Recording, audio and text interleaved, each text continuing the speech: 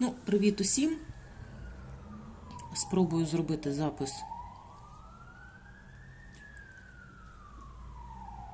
напряму, не накладаючи.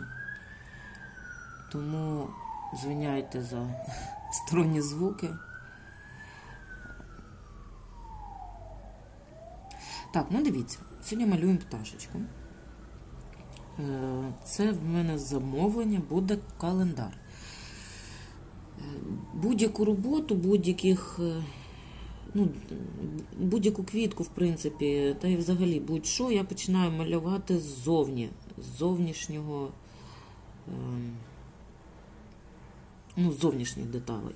Якщо це, наприклад, от пташка, я починаю робити її з хвостика і довожу вже, скажімо так, тіло малюю в останню чергу. Навіть, я б сказала так, крильця малюю в останню чергу.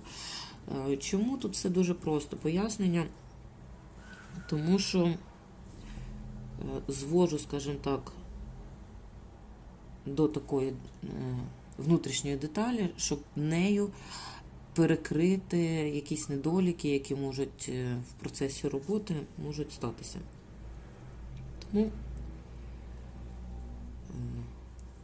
Тому так, спочатку ззовні і звожу до середини, до останнього якогось штриха.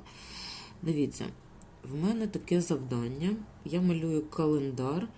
І календар тематичний, є прив'язка до, є вимоги замовника. І от зараз я малюю місяць червень. Місяць червень – це в нас є прив'язка до культури ячмінь, до зернової культури ячмінь. Скажімо так, просто малювати колоски ячміню мені не захотілося. Мені захотілося щось таке, якось його стилізувати, я не знаю, як правильно. Тому я вирішила, що в мене будуть птахи з такими пишними, колосистими хвостами, які і будуть символізувати місяць червень і культуру, зернову культуру ячмінь. Так як це червень, це другий місяць літа, він ще не такий засушливий, не такий, скажімо так, коричневий. Тому я його роблю так трішечки зеленого додаю, бо насправді там будуть 2 місяці, де буде пшениця, і якось треба залишити для пшениці якісь варіанти, скажімо так. Пшениця в серпні буде вже, скажімо так, менше з зеленими, більше з коричневими кольорами такими. Все ж таки серпень, він вже такий не такий яскраво зелений, скажімо так. Він вже трошки підсушений сонечком. Тому ячмінь в мене йде з зеленим. Отак. Як бачите, роботи кошачкою тут багатенько, бо буде 2 птахи з такими пишними хвостами. І тут роботи, я думаю, годинки, на пару годин точно. Будь ласка, просили мене показати роботу кошачкою і показати хоч трішечки палітри. Мій палітр, до речі, тут червоний, що ви бачите, це вже просто сам пластик такий пропитався червоним кольором, а на палітрі тільки зараз жовтий і зелені кольори. Так, ось таких, бачите, 2 колосочка в мене вже пухнастих є. І отак працюємо.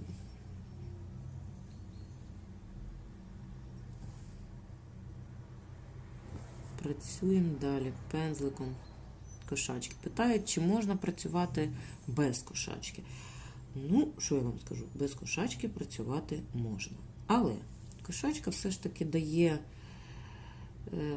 таку повітряність, я б сказала, от, наприклад, от таким штрихам, таким мазочкам, вони все ж таки виходять тоншими. Вони такі якось, ну є різниця між кошачкою і навіть самими тоненькими лінерами там, ну, але, ну, не обов'язково ж, скажімо так, брати і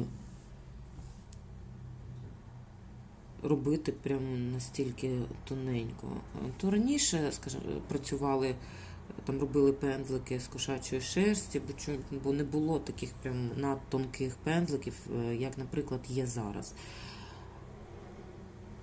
Але, ну, скажімо так, я кошачку побачу. Якщо людина працює таким звичайним пензликом, там, синтетикою чи якимось іншим, виходять тоненькі, дуже гарні деталі, але якщо дивитися на оригінальну роботу, наприклад, не на скан, не на там вже оброблену, то завжди можна побачити, людина працювала кошачкою чи ні.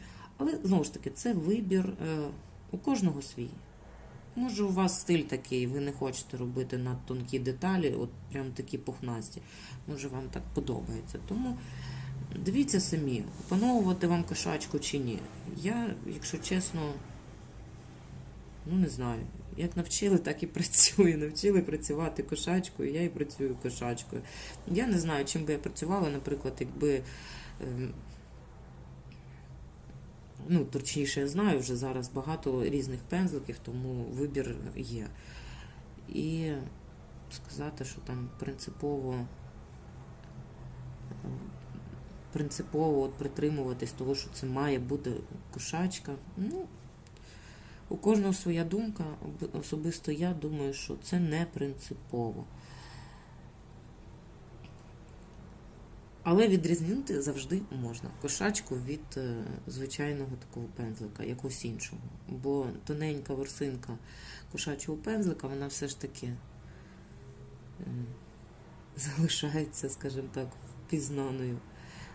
Тому то вже ваш вибір. Де можна купити кошачі пензлики? Пензлики кошачі можна купити у художників, які їх роблять. На жаль, ще немає виробництва кошачих пензликів. Ну, на жаль, чи я не знаю, кому жаль, кому не жаль, але немає виробництва. Не чула про таке. Тому, якщо вам потрібен кошачий пензлик, ви заходите в Facebook, наприклад. І є така в мене група «Цікава Петриківка». Там збирають, там є роботи різних майстрів, початківців, і вже знаних, визнаних, і вже, ну, таких, які роблять самі пензлики. У мене можете придбати, знову ж таки. Я роблю пензлики не часто, і я їх продаю по 100 гривень. Ну, на даний момент, принаймні. Як буде далі, будемо дивитися. Дуже часто, ну не дуже часто, але періодично мені там кажуть, о, дуже дорого. Да, не, скажімо так, дешево я їх робити не буду. Це в мене одна кішечка. Я її стрижу, з неї не так багато виходить пензликів. Тому да, так. І, до речі, коли заходиш в будь-який там спеціалізований магазин, то нормальний пензлик дешевше 100 гривень, натуральний, ну, його неможливо знайти. Синтетика, да, питань немає. Тому, хто хоче придбати, будь ласка, звертайтеся, але хто вважає, що там дорого, чи просто людині дорого, то можна замінити будь-яким іншим пензликом. Заходите в магазин і вибираєте собі дешевший, гарніший чи зручніший. І працюємо. Головне в будь-якій роботі навіть не пензлик, а навички. Як ви їх розвиваєте, тренуєте. І, ну, скільки часу ви надаєте тому, чим ви займаєтесь. Так? Бо за 1-2 заняття ви все одно нічому не навчитесь. Якщо ви щось вмієте, і ви там пішли до художника і вже берете якісь уроки, там, то може ви там покращите свої вміння, знання. Але якщо ви тільки починаєте, то будьте готові, щоб побачити результат, який вас влаштує. Ну, саме художній результат, не релаксійний, а саме, щоб у вас вийшло щось таке вже гарне. Ну, я вам скажу так, малювання чим гарне. Але, знову ж таки, малювання те, що вам подобається. Якщо вам просто хочеться малювати для душі, так би мовити, ну, щоб розслаблятися, отримувати задоволення від процесу, скажімо, а не від результату більше, то виберіть саме те, що вам до вподоби, що вам легко малювати, що, ну, або не те, щоб легко, що ви малюєте і розслабляєтесь, дійсно розслабляєтесь, воно приносить задоволення, а не те, що там зараз вважають модним чи цікавим для всіх, а для вас це напряг. Тому, якщо ви виключно для того, щоб розслабитися, отримати задоволення від процесу, то обирайте. Не зациклюйтесь на одному. Не зациклюйтеся на одному. От. Ну, я вже розказувала, мабуть, я, наприклад, петриківським розписом займаюся так десь з класу з 3-го. Я поїхала в дитинстві в табір літній. І там познайомилась на гуртку, познайомилася саме з петриківським розписом. Я і раніше його бачила там на якихось тарілочках. Казка «Колобок», до речі, взагалі, це була, ну, от є така книжка оформлена Тамарою Кудіш, здається, якщо не помиляюсь. Так, Кудіш. І є... Ну, і от вона ілюструвала ту книжку от в петриківському розписі. Ну, для мене це була найцікавіша і найкласніша, мабуть, ілюстрація. Хоч і казка така, ну, дитяча, але я її розглядала і вже і дорослою, і розглядаю і досі. Ну, це просто неймовірна робота і дуже гарно. І, до речі, так дивую, чому досі не оформлюють, не взяли це, скажімо так, до уваги і не оформлюють дитячі книжки зараз. Мені здається, це дуже було б цікаво і в Петриківському, і в Самчиківському, і в якихось інших стилях. Ну, це, по-перше, там популяризувало б українське мистецтво, а по-друге, це дійсно дуже красиво і розвиває таку яву дитячу, та і дорослих. Ну, але то вже, може, колись і сама почне таким займатися. На пенсії, мабуть. От. Ну, так, тут ще в нас є пір'ячко таке. Знову ж таки, не дивіться, що я там пензликом працюю доволі таки швидко. Я той пензлик вже тримаю в руках не перший рік, тому в мене це може бути швидше, ніж у вас. От дивіться. Як я працюю? В мене, по-перше, рука не висить. Не отак от. На це зверніть, будь ласка, увагу. У мене рука завжди спирається на пальчик. От я регулюю мізинчиком направлення пензлика і висоту пензлика. От в мене лежить рука, спирається. І я працюю. Працюю тільки оцими двома. От, дивіться, на мізинчику в мене рука лежить. А працюю я 3 пальчиками, які тримають пензлик.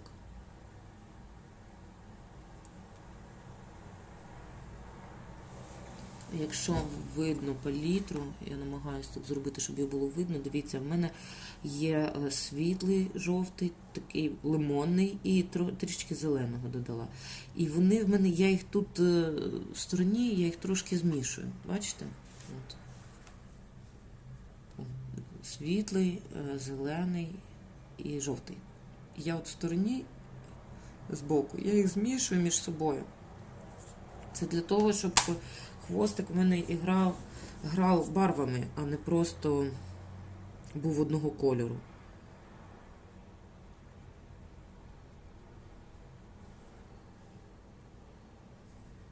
Були відтінки.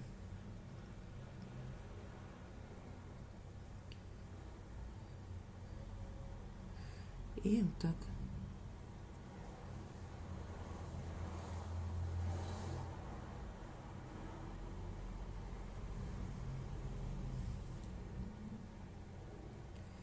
Так і працюємо. Вмакую в пензлик фарби тоді, коли вже я відчуваю, що на пензлику вже не лишилося фарби. Мені вже її мало. Вже кінчик перестає, по-перше, залишати відбитки, а по-друге, вже важко працювати. Тоді я вмакую пензлику фарбу. Так, і тут в мене ще 2 пір'ячка.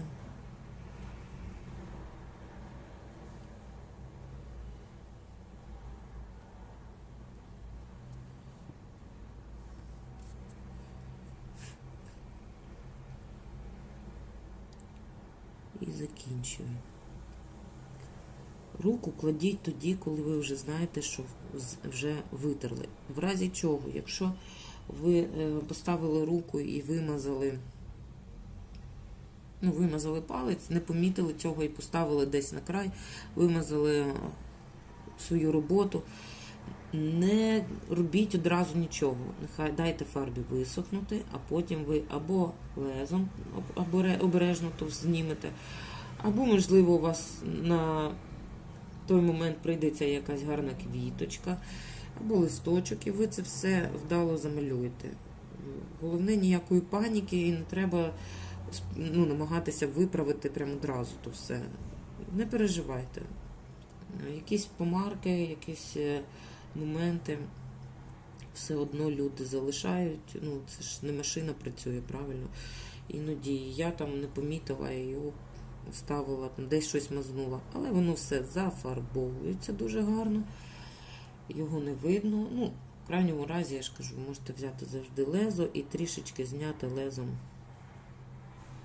все, що зайве. Ні в коїм разі не намагайтеся там вологими серветками, щось там. То не потрібно.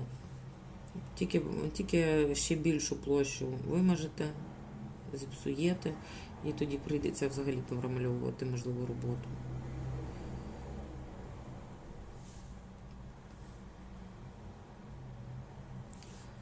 Так, зараз спробую трохи наблизити.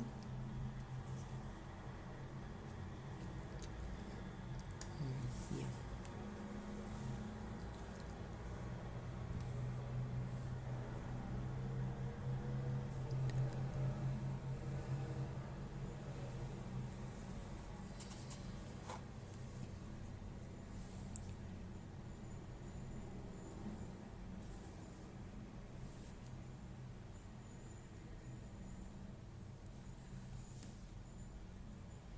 Так, я маю надію, все в мене виходить знімати, все видно добре, бо щось я ніяк не розживуся гарною технікою. Не зароблю на неї ніяк.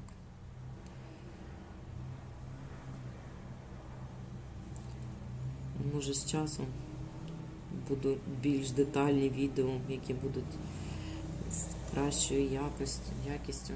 Поки що маємо, що маємо, тому майстер-класи безкоштовні. Грошей поки не заробляю на YouTube.